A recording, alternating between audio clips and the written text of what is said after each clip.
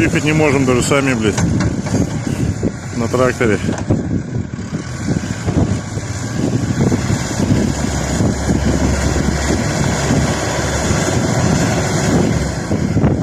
Где задувает махом, сука.